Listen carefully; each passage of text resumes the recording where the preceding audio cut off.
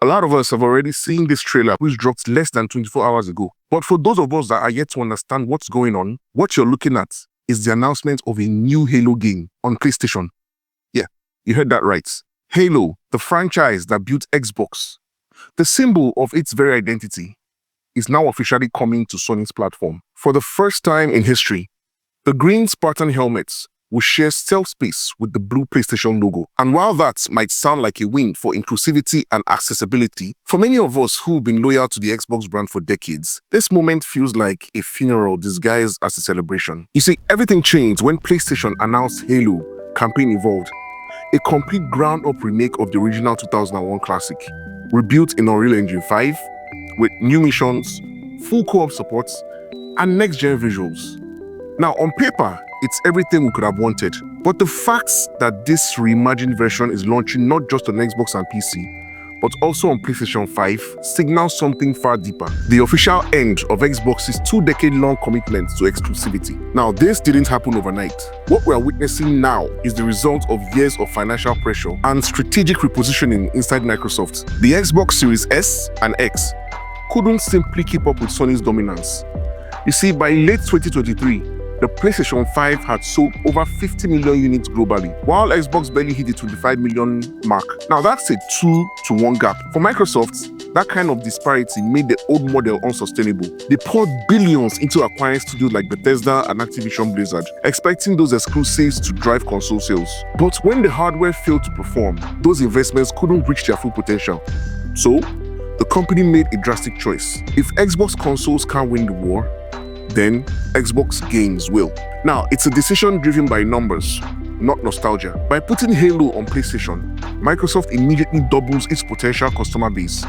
More players, more revenue, and more Game Pass awareness. But while this might please shareholders, it has ripped the hearts out of what made Xbox, Xbox. For loyal fans, this feels like betrayal. Not because Halo shouldn't be enjoyed by others, no, but because the very soul of the brand has been traded away for short-term gain. Now, former Xbox and Blizzard executive Mike Ibarra captured this perfectly when he reacted to the announcements. But don't have your community manager wearing a PlayStation shirt the day you announce it. I mean, that just rubs it in the face of loyal Xbox fans too much. How you treat players will last a lifetime. You see, that tweet says it all. This wasn't just about the decision itself. It was about the tone-deaf way it was handled. You can't tell your most loyal fans, the people who supported your ecosystem for 20 years, that everything they believed in is antiquated, and then expect them to celebrate. And that antiquated mindset Ibarra referred to, it comes directly from President Sarah Bond, who said earlier this year that console exclusives are a thing of the past. Now, to her, the future of gaming isn't tied to one device. It's about making Xbox a service, not a system. That means focusing on subscriptions, cross-platform sales, and cloud integration, basically turning Xbox into a brand that exists everywhere. But here's the issue. If everything that defines Xbox is available on rival hardware, what reason is there to buy an Xbox console? Now, it's not just a hypothetical problem. It's already happening. You see, players are realizing that the best place to buy Xbox games might no longer be Xbox itself. PlayStation users now get access to Halo, Gears of War, and Forza, on top of their own exclusives like God of War and Spider-Man. Meanwhile, Xbox consoles are losing their unique appeal.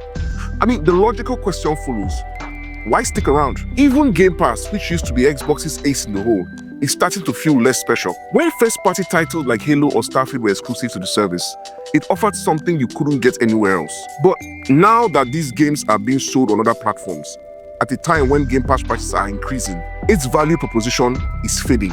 The same company that built its success on accessibility and trust is now pushing loyal subscribers towards fatigue and frustration. Now, I understand why Microsoft made this move.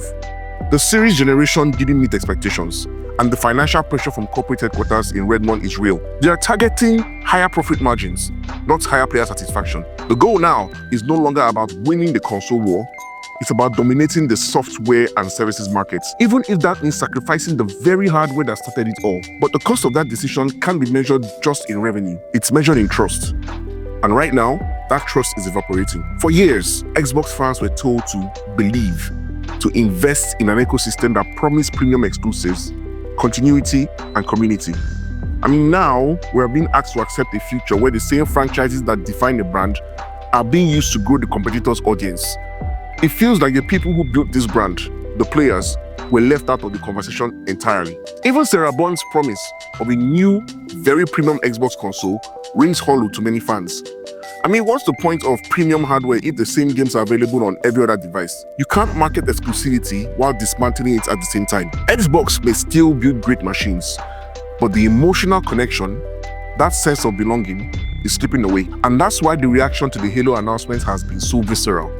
It's not just about tribalism, it's about identity. Xbox was more than a hardware. It was a culture, a community built around unique experiences you couldn't get anywhere else. Now that distinction is gone, we're left wondering whether Xbox is still a platform or just an app logo on a list of devices. Still, there's a path forward. That is, if Microsoft can be transparent about its vision. The company needs to clearly define why the next Xbox matters. In a world without exclusives, it needs to rebuild loyalty through innovation, experience, and respect, not corporate spin. Most importantly, it needs to acknowledge the emotional cost of this transition. Fans aren't angry because Halo is on PlayStation. They're angry because they were never prepared for the moment it will happen. As Mike Ibarra said, how you treat players will last a lifetime. And right now, Xbox leadership needs to start treating its community like the foundation it's always been, not collateral damage in a strategic pivot. The future of Xbox won't be defined by how many consoles it sells, but whether it can redefine its purpose. Because at this point, it's not just about games crossing platforms. It's about Xbox crossing a line it may never come back from. And if you want to dive deeper into how Xbox's recent decisions, like the Game Pass price hike, are alienating its most loyal fans, check out my related video links in the screen right now. Because this isn't just the story of Halo coming to PlayStation. It's the story of Xbox losing its way and crossing a line it may never come back from.